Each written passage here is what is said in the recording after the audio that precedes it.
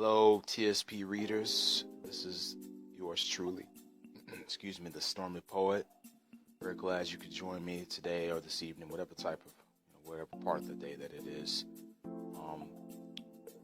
To my Facebook family, YouTube family, everyone who interacts with me on my website, thank you for joining me today and taking the time to listen to this podcast. I'm really trying to get as much information and wisdom that I have about relationships out there, and I hope that it's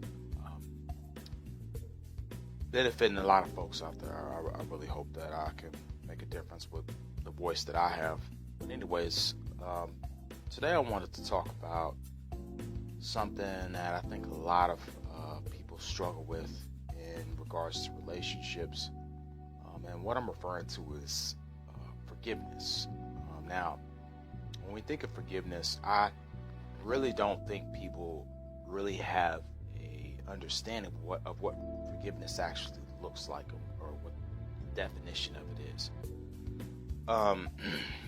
Without getting too into technical with the definition, I'm not going to look it up in the dictionary or anything like that, but I think judging off many things that I've read and even taking a Christian approach to it, looking in the Bible and kind of understanding like how forgiveness works, even from a Christian perspective. Forgiveness in and of itself does not really mean forgetting transgressions done against you. It simply is giving up your right to get even, or giving up your right to get back at that person, or not giving up your right, but kind of giving up the pursuit to cause that person harm or damage because they did wrongdoings to you. So that's essentially what forgiveness is. That's the actual physical, conscious act of releasing your need to babysit resentment. I heard a show a long time ago. It was a show I listened to in my 20s, where this guy would give advice to, it was like to young adults. I think it was Dawson McAllister. It was a long time ago. The show used to come on Sundays evenings, and I couldn't wait to listen to it because he would just drop so much knowledge as far as relationships and stuff like that. But one thing he said that really stood out to me, and I'll never forgot, is he said that sometimes forgiveness is a daily thing. Sometimes it could be an hour. Sometimes it's not necessarily it's just a one-time thing that you do with someone. Sometimes you'll just be sitting there, and especially if it's like your ex or a family member, and I'm not even just talking about, I know I said in terms of relationships, but I'm not even just talking about relationships. I'm talking about romantic relationships. I'm talking about all relationships across the board. Forgiveness, he was saying that sometimes you'll just be sitting there and you'll remember something that your ex did, and it's human nature to kind of when those impulsive thoughts kind of pop up, to kind of babysit that anger, kind of just hold on to it and just kind of keep it festering in your spirit, and that's very unhealthy. That's scientifically been proven to be very unhealthy. It's very toxic to not only your physical body, but your mental health as well. It kind of corrupts you, and kind of it's very acidic to the core of who you are as a person. So I think what we have to start understanding is how forgiveness really works, and in some instances it's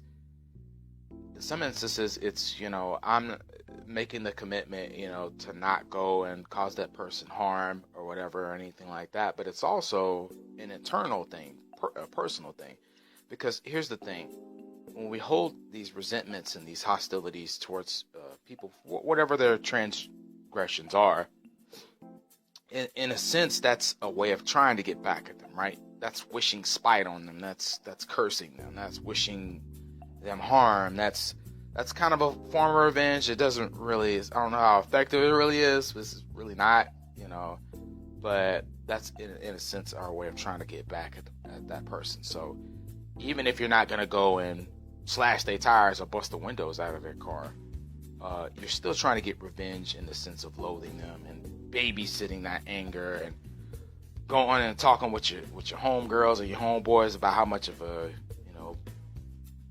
whatever your ex was, or any kind of relationship you had.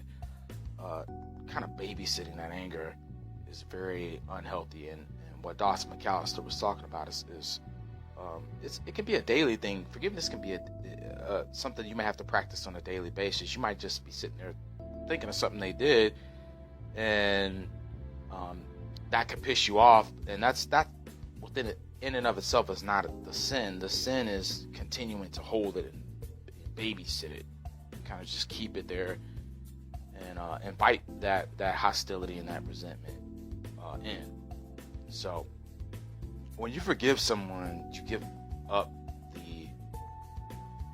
you give all that up. You release all that. You say, okay, yeah, I thought of something, let's say something pops in your head that they did. Let's say something pops in your head about, your ex that cheated on you or whatever.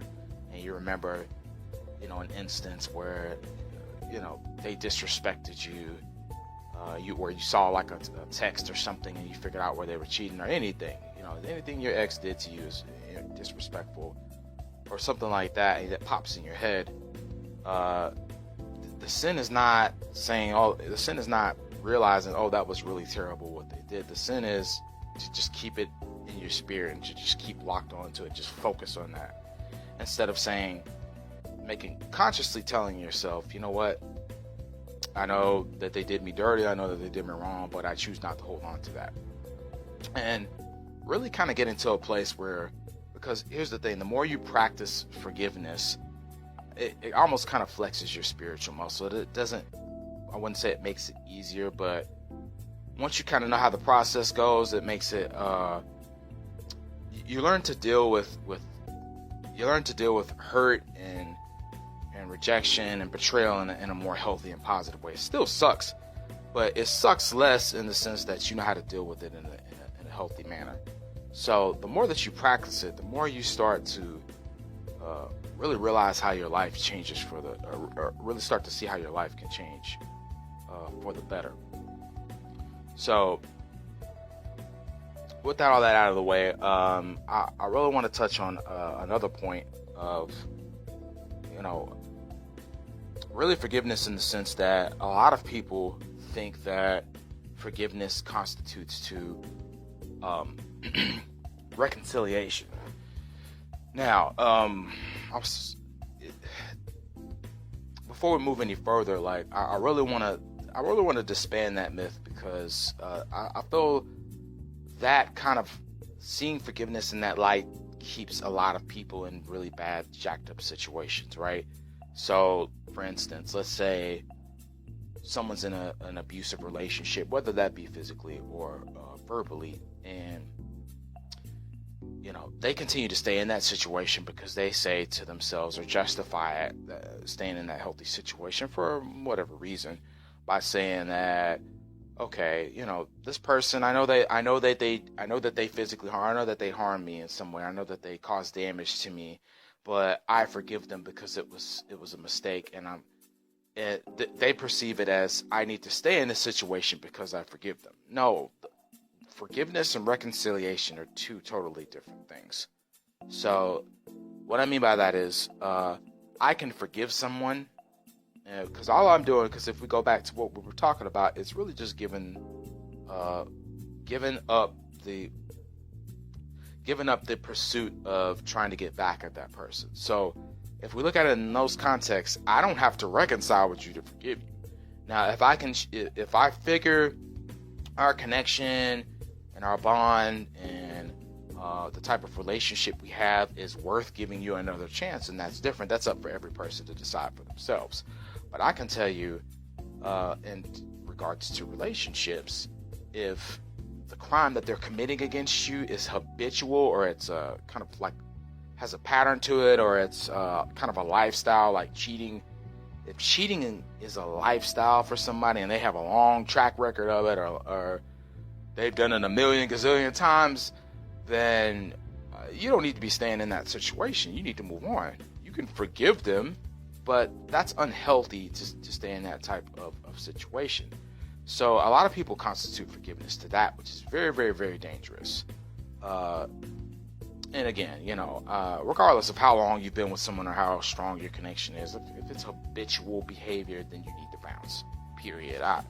There's no justification for staying in a situation where you're getting your ass beat every night. So I definitely want to dispel that myth. That's not what forgiveness means.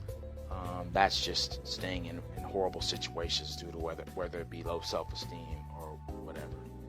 So definitely, forgiveness, that's not what it looks like.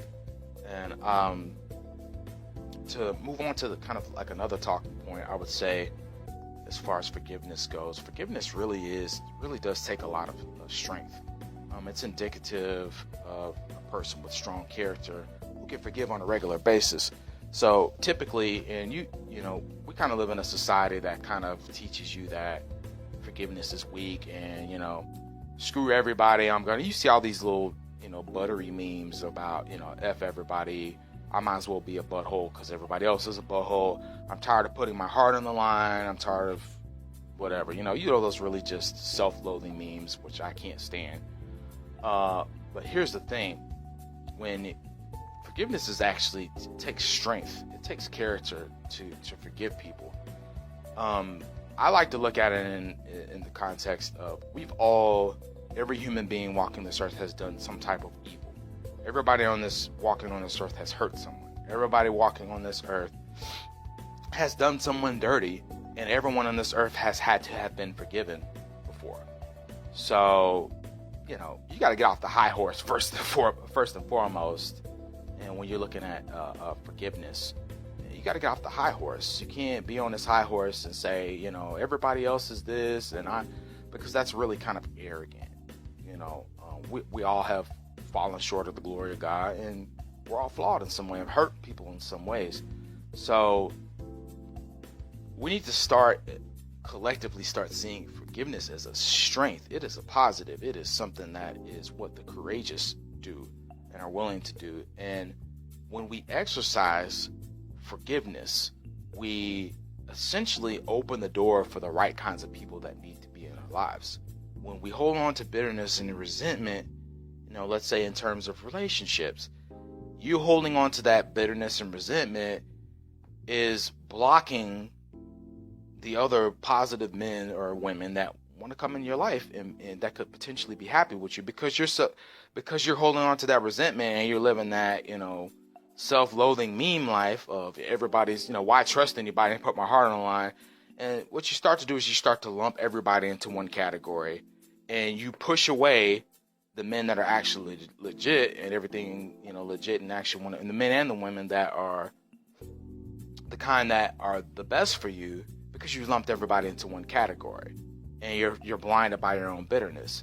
And here's the thing is you can't go and you can't have a healthy relationship until you forgive the transgressions of your exes and understanding that sometimes or your ex or however many you got shit. But understanding that